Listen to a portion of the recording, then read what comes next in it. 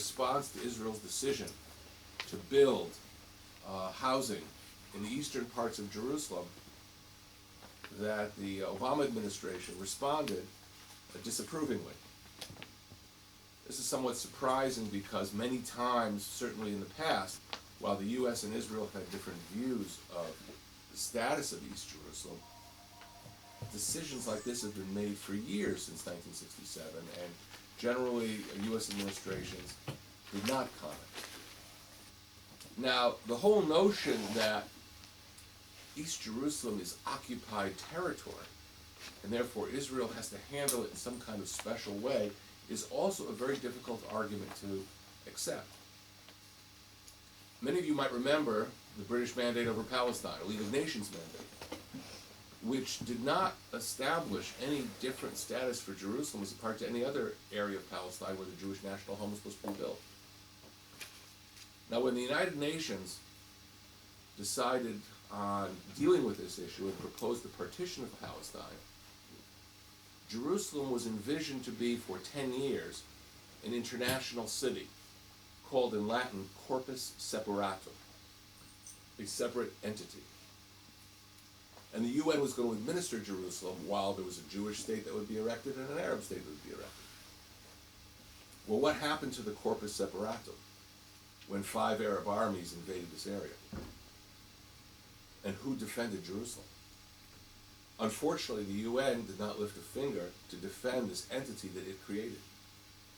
And the only force that defended Jerusalem back in 1948 when 5 Arab armies invaded this area were the Jewish underground movements and ultimately the nascent Israel Defense Forces, Tzahal. They defended Jerusalem. We lost the old city to the Jordanians, but we prevented the collapse of the western part of Jerusalem. Now, in 1949, when our first Prime Minister, Ben-Gurion, had to relate to the status of this corpus separatum created by the UN, he basically said, look, as far as Resolution 181 that envisioned the partition and envisioned the corpus separatum, those clauses in the UN resolution that deal with Jerusalem are null and void and lost any moral force, because it was only Israel that defended its population. There were 100,000 Jews in Jerusalem at the time. As a result of that, and the reason it's important to recall that history, is because when Israel, in a war of self-defense, captures the eastern parts of Jerusalem in the 1967 Six-Day War, whose territory is it occupying, if it's occupied territory?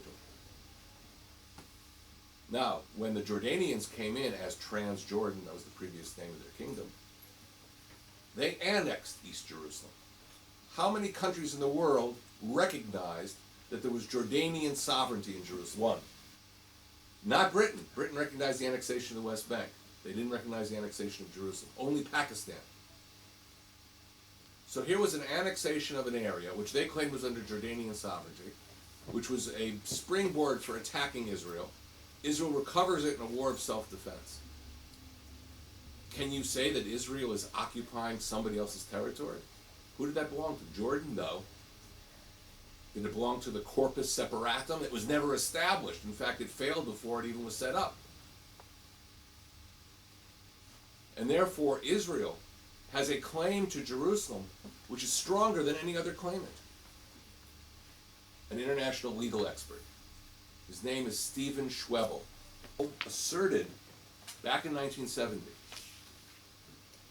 that of all the claimants to Jerusalem, Israel had the strongest claim above Jordan, above Egypt, above any other group. Now, Schwebel's analysis acquired particular importance in light of the development of his career, because Schwebel then became the legal advisor to the U.S. Department of State. And after that, the president of the International Court of Justice in The Hague. So here was one of the most important sources, legal sources, in international law, basically acknowledging that Israel's claim to Jerusalem was stronger than anybody else. So if this is not occupied territory, it didn't belong to Jordan, it didn't belong to the corpus separatum, which never was created, and if Israel's claim is the strongest claim, then it becomes difficult understanding how Israel can be criticized for building in Jerusalem for both its Jewish and Arab residents.